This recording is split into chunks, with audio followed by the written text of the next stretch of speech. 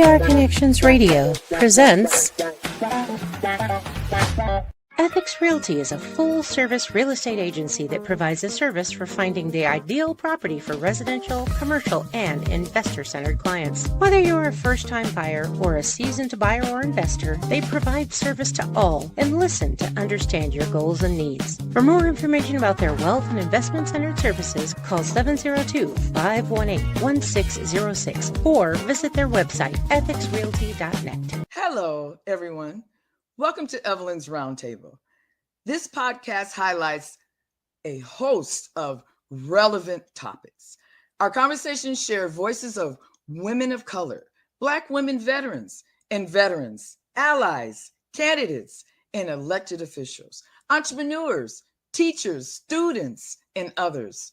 We also explore important issues and challenges such as grassroots leadership, job training, homelessness, and mental health advocacy, accountability, male inclusion, and civics. Our mission statement is to empower all women. Do you hear me? All women to hold hands as we rise. Well, hello, everyone. I'm glad everyone's on here listening to us. And oh my gosh, we got somebody on here that we met for the first time at HIP, which is Hispanics in Politics.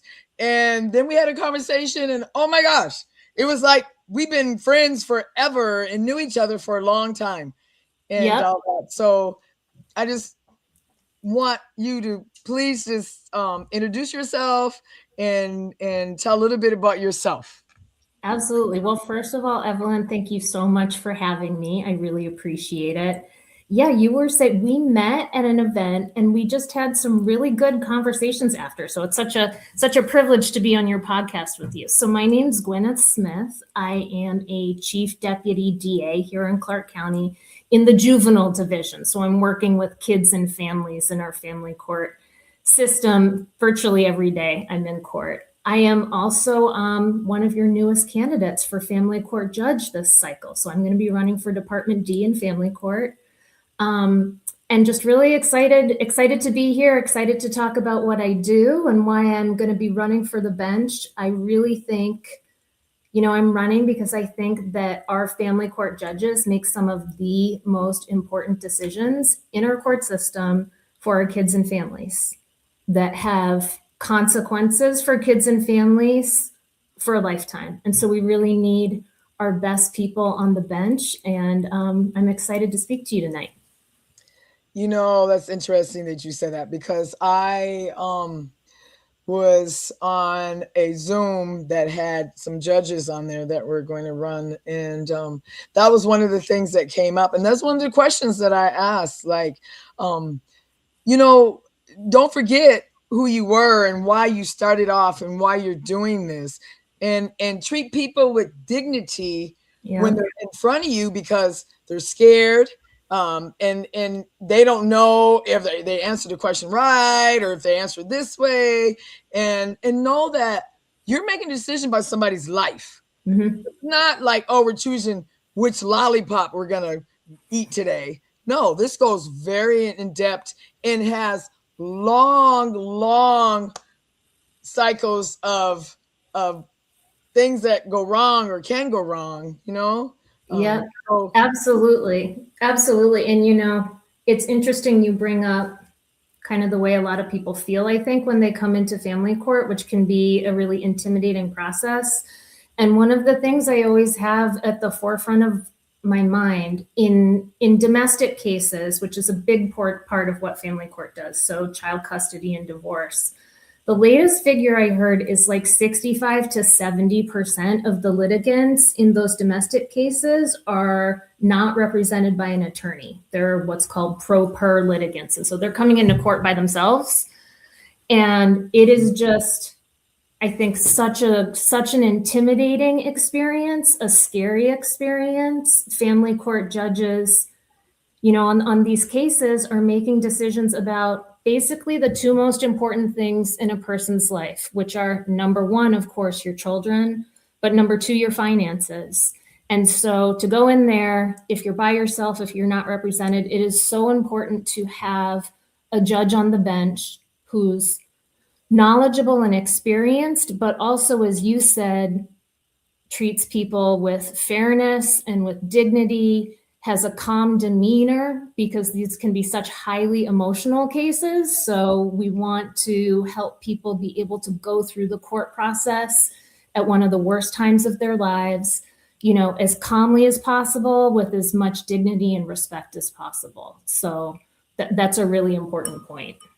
So why do you think, and maybe you might not know this, but I want to ask, why do you think they don't have lawyers in the court, in the family court, like they do in the other courts? Yeah. So one big difference is on family court cases, civil cases, you don't necessarily have a right to an attorney. So for example, if you're a criminal defendant in a criminal action, if you don't have the funds to hire your own attorney, you are entitled to representation. And so you'll be appointed, for example, the public defender. It's a little bit different in divorce custody cases. And so we do see a lot of people coming into court unrepresented. There are definitely resources in our court system and in our community that are important to mention. We have a family court self-help center. I think we can always continue to expand it, make it more accessible, make it more understandable to folks. That's one resource. We have a fantastic resource in our community called Legal Aid of Southern Nevada, and they provide education courses and also like ask a lawyer consultation. So you can go in and consult with a lawyer for free on, certain days. They'll set aside days for family law cases. So those are important resources. But the reality is there's a lot of people on the domestic court docket who, are in there, have an issue that they need the court's input on involving their kids or their finances. They've had a relationship that has ended, and they're kind of working through the system on their own. And so it's very important from the court side. A judge can't give legal advice to parties, but I think the judge can definitely set the tone of the courtroom, explain what's going on, let people know what to anticipate, what kind of information the court's going to be considering to come to the decision, just to make the process as accessible as possible for people.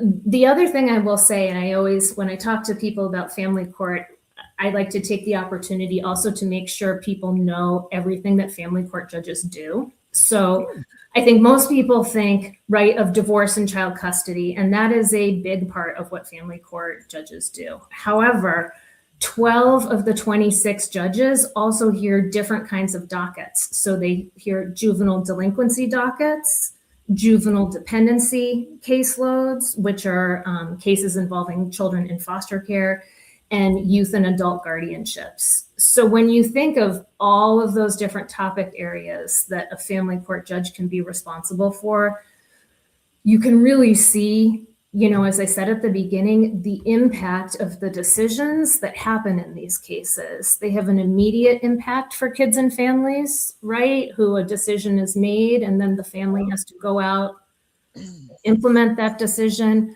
But also, honestly, for a lifetime, right? We know that the things that happen to people when they're young, families when they're young, will carry through even to adulthood. So it's really important to have the resources we need in the system and also have people on the bench who, are really experienced and there for the right reasons and want to contribute.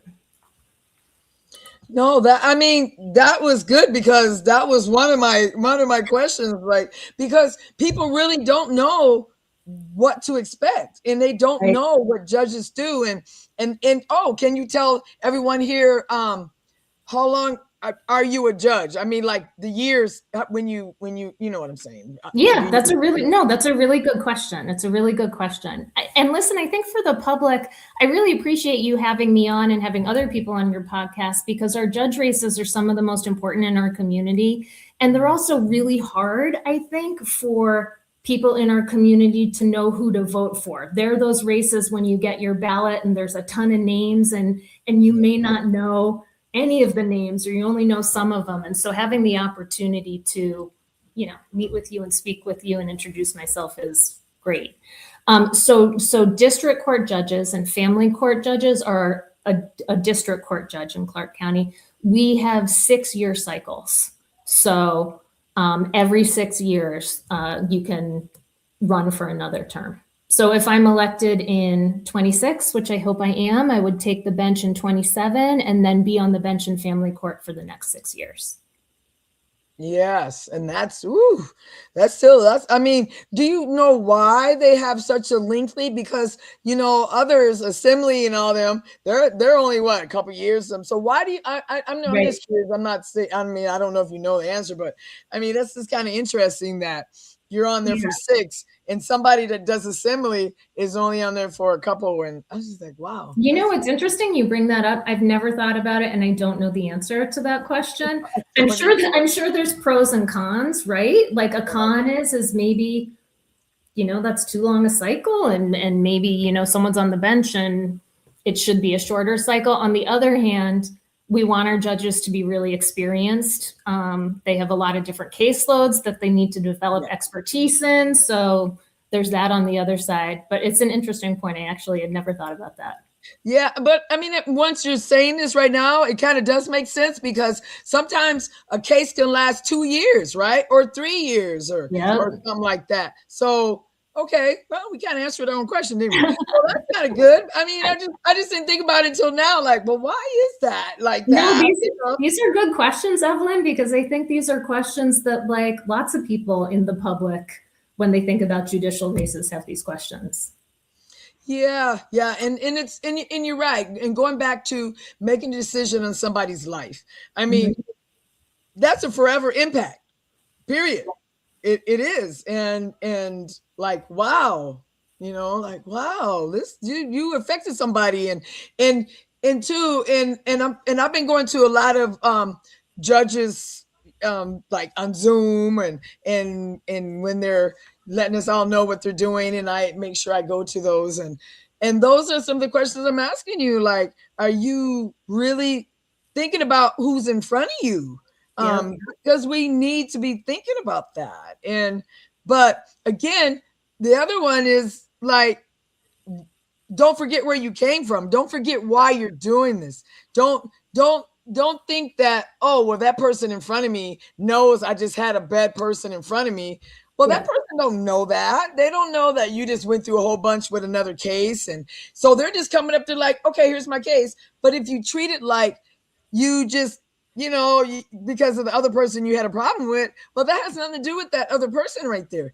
And I'm seeing that and not in your court and not that, but I'm just going to say it. And I know it's being recorded and I don't care, that I've seen that in veteran treatment court.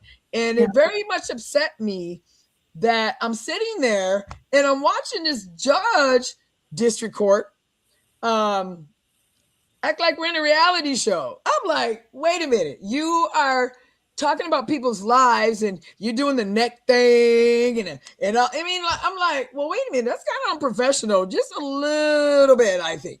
Yeah. No. And I will tell you, especially in family, probably true for all courts, right? But I think especially in family court, where these cases are so emotional and they can be so contentious, right? And so people are already coming into court and emotions are running really high. And often you've got kids at the middle of it. So the kids need to be protected from the high emotions. And it's just so important for judges on the family court bench. And listen, we've got really good judges on the family court bench, but as a judge, you really have to focus on your demeanor, focus on your temperament, focus on keeping things cool, keeping the focus on, as you said, the parties that are in front of you and that need the court's assistance. They're there because they were not able, right, to work the issue out themselves. And so they're in court because they need someone else. They need the court to weigh in. And you need to really just stay focused on that in a way that's calm and cool and focused on problem solving. And listen, that can be difficult, right? Because these cases can be highly emotional.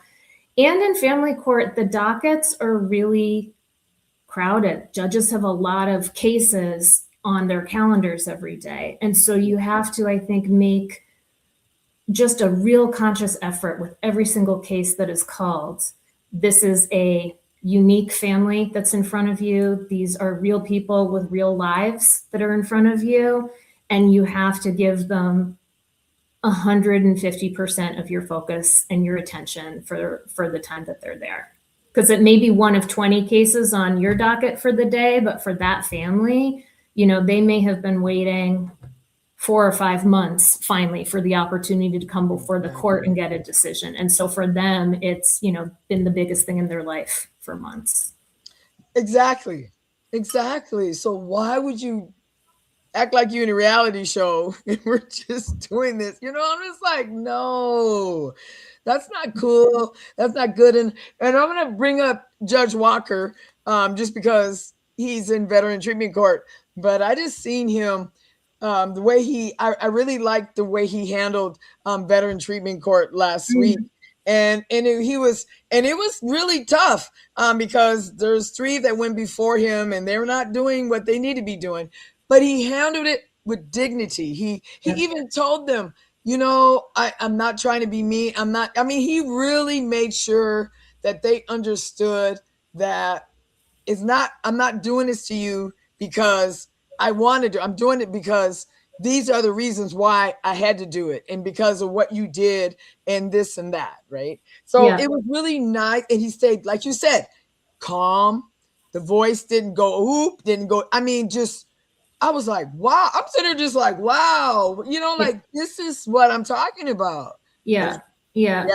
And models like you talked about being in Veterans Treatment Court, which is actually a court. Way back in the day when I first joined the DA's office, I was the DA on Veterans Treatment Court for about 6 months. And it can be a really amazing model for some of our defendants. I love, specialty court models like that, I think are such an interesting and important opportunity for our court system to intervene and try and get to some of the underlying causes of what's going on that cause people to come into court, whether it's, for criminal offenses downtown. We also have specialty courts in the family court system that do really amazing work. One that I have just started on, it's called Safe Babies Court. And so it is focused on, it's a national model.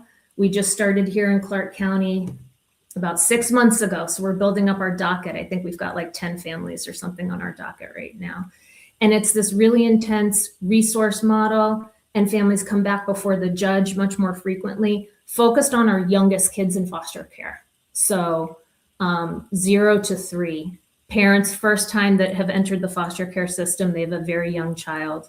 And the idea is that if we really front load the help, front load the resources to these young families, and try and get them the assistance that they need and the stability that they need, we can stabilize them, if possible, reunify that child with those parents, and then have them not come back to the child welfare system, right? If you're really focused on the underlying issues. A lot of our parents that are coming into that docket have pretty significant substance use issues. And so there's a lot of extra resources with the court that we're able to target to those parents and try and assist them with serious substance use. It's also a great model, Evelyn, just because of the way the court operates. We have team meetings once a month with our families. So all the attorneys, the social workers, the court coordinator, the parents, and we're able to have a team meeting outside of a court setting, right? Court can be intimidating and attorneys may be fighting about this, that, or the other. And so it's a really amazing model to have the opportunity to sit down as a group, not in a courtroom, and talk about what's going on with the family, how they're doing, what do they need, what are the resources we need to get to them. So that's another specialty court model that's in our family court system now that I just think is a really great new model that we're starting to grow in the county. Well, I mean, I didn't even know that there was specialty courts in family court. That's Yep. another thing I learned tonight. I didn't even know that. But then again, you're right, because you're removing you're removing the stress that I mean, because people automatically, oh, I got to go to court, and their hands are sweating, and they're going through it, and they're just, I mean, and it could be something, just be going in front just for a ticket, but you're still like, oh my gosh, you're going through it, and for you to remove, I'm thinking probably about 70% of that stress removes once you change the setting. Yeah. And it also, I'll say it also just kind of humanizes everybody, because when you're in a courtroom, you've got the attorneys, you've got the judge. I think parents can feel intimidated. It feels like it's like one side against the other. Yep. And so it's a great opportunity for all of us just to be humanized to each other. I get to see parents as human beings. They get to see me as a human being. We can have a conversation around what's going on, what brought them into the court system, what help do they need. And I will tell you, Evelyn, in that setting with all of the attorneys and parents together, it's an opportunity for some really amazing conversations. I think it can really kind of help break down barriers, make people feel less intimidated. And then when people are less intimidated, they're usually more open to help, right?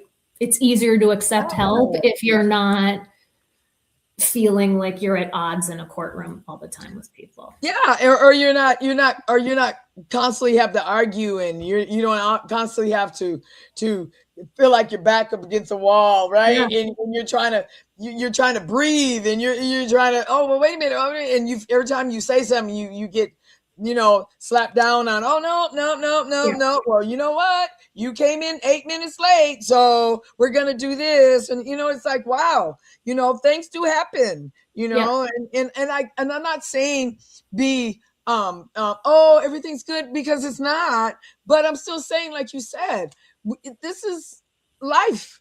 Things happen, and yeah, they might not get it, and then you can kind of tell, though, if they want to get it or they're not getting it, or who's faking the funk and who's actually really trying to. And then, to me, if that person is really doing it, and he's and they're trying to do that, and to just say, oh, whatever, you just made it, and nope, we're done. Yeah. Wow. Like, okay. Yeah. And like I said, I'm not saying, that we need to say, oh, give them a cookie because, but sometimes we do need to give them a cookie, because they did make that, that initiative. Yeah. They did make that next step, and they did do this, and everybody has a different pace too, right? On how they deal with things, or even how they deal with things, period. We all mourn different. We all deal with stuff different, and then too, the people's background, right? If you don't know, you don't know. I mean, and the good thing is about my grandkids is because I'm doing bills, and I'm doing this, I'm doing that. Oh, okay, that adds to the resume, right? Yeah. But some of these families don't know about voting, could care less about voting, because their life is so much trauma and this, and there's so much stuff happening. They don't care about that. They are trying to fix what's in front of them right now. Yep. They're trying to survive and put one foot in front of the other. And so, having this opportunity with this specialty court that I'm involved in has been a really amazing kind of thing for me to participate in the last 6 months or so.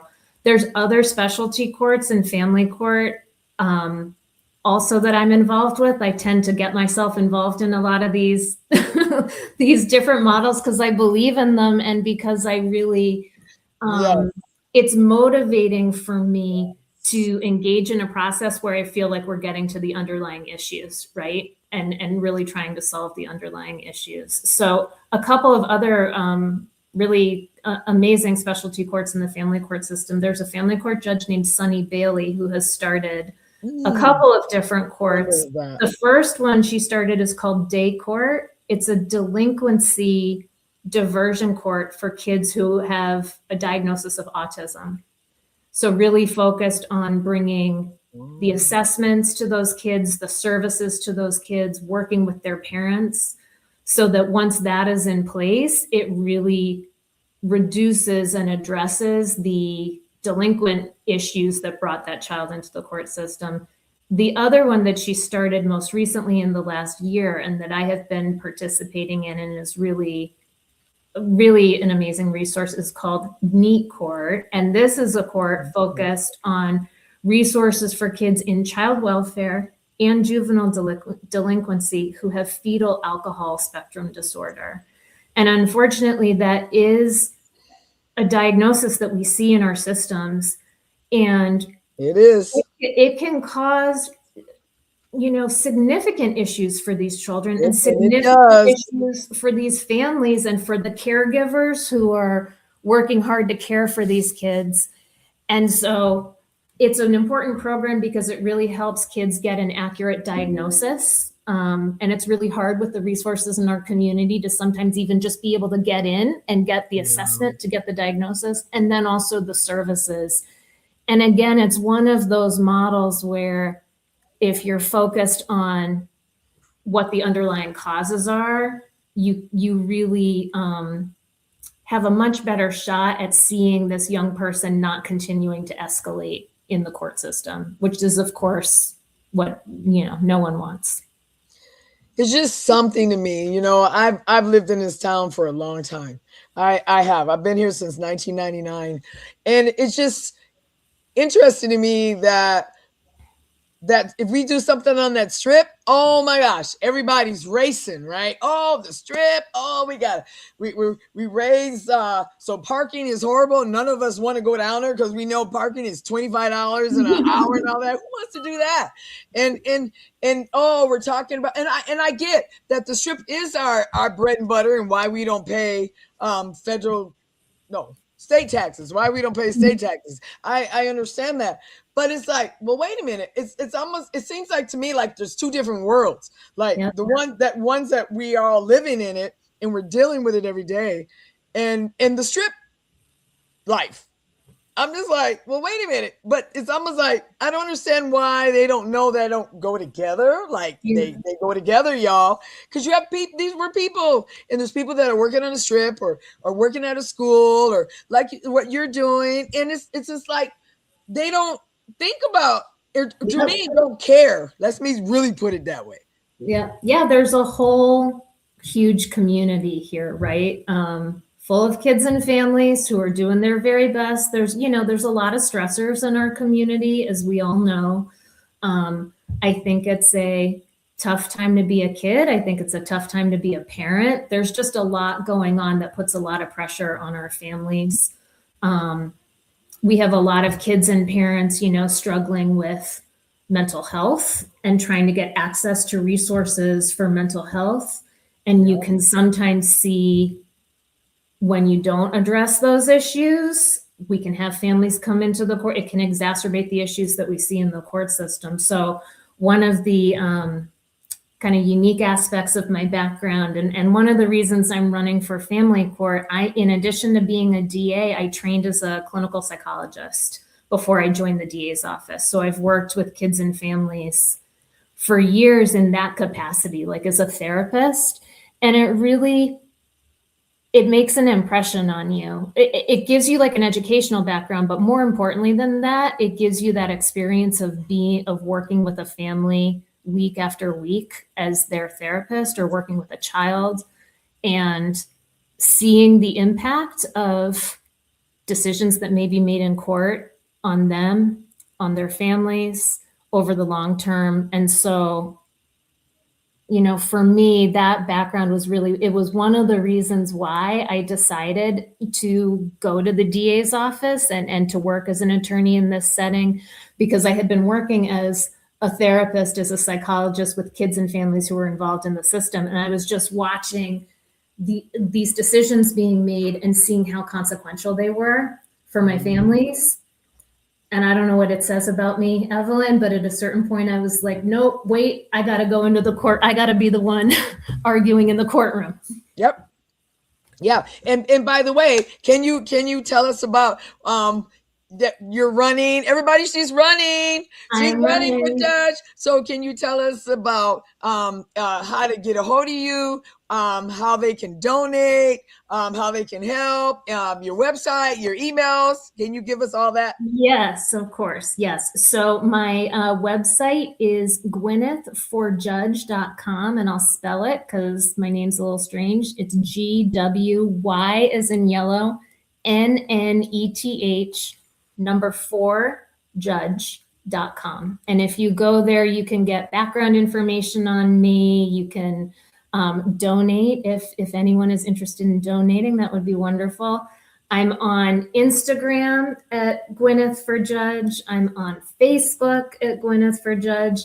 And my email is Gwynneth at Gwynneth for Judge. And so if anybody wants to reach out to me, please do. I'm really excited to meet members of the public and also, meet people in our community doing interesting things like you, people who are passionate about our community, engaged in our community, wanting to make things better. That's been one of the really kind of special things about campaigning. I have never campaigned for anything before in my life. This is the first time I'm doing it. But one of the really special things is the people that you meet, like you. So this is so beautiful. So you heard everything, everybody. She needs help in all aspects. If you want to door knock for her, you want to make phone calls for her. And of course, if you want to donate, even $5 helps. Everybody knows. Every little bit. Every bit counts. But we need her in there in family court, everybody. We need her. And plus there's 72 judges on the books. So that's going to be something in itself right there. It is going to be, the ballot's going to be a telephone book. People are going to have to keep turning the pages. But I'm really grateful for you having this conversation with me and having me on because, as I said at the beginning, judges are so important in our community, and it's really important that people know who's running and what they stand for, and that people vote for our judges because we need the best people on the bench. And that's the other part that you just said too. And people need to vote. And vote. Yes. People need to vote. We need you to vote. We need you to vote, everybody. I don't want to hear nothing about, oh my gosh, it's too. I don't want to hear that no more. Because you can't complain if you don't vote. Then I don't want to hear it. And we have to vote because we have to have the right people in these positions. We're talking about our families. We're talking about, you never know. Everybody says, oh, I don't go to court, or, oh, I don't. Don't never say never. I mean, don't never.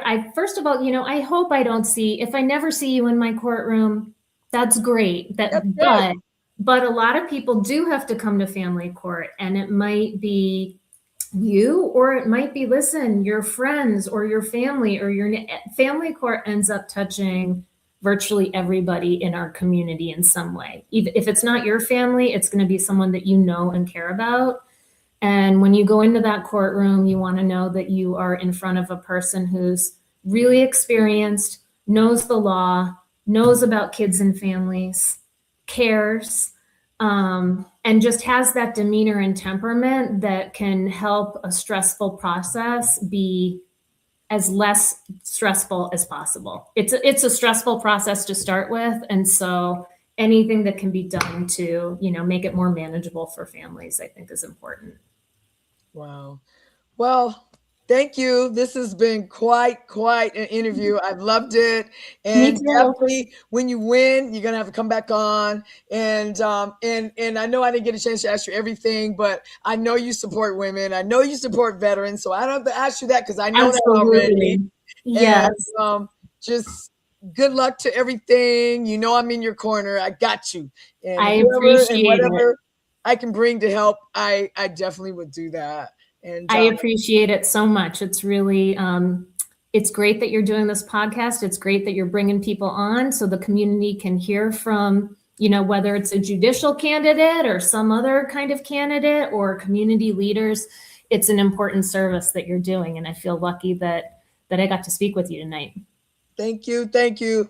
So everybody, definitely check out Nevada Women in Trades, www.NVisionU.com. www.Nevada, spelled out, WIT.org. Check out the website, see what we're doing out here in these streets. And again, we end with the mission statement every time. And our mission statement is to empower all women to hold hands as we rise. I love it. That's great.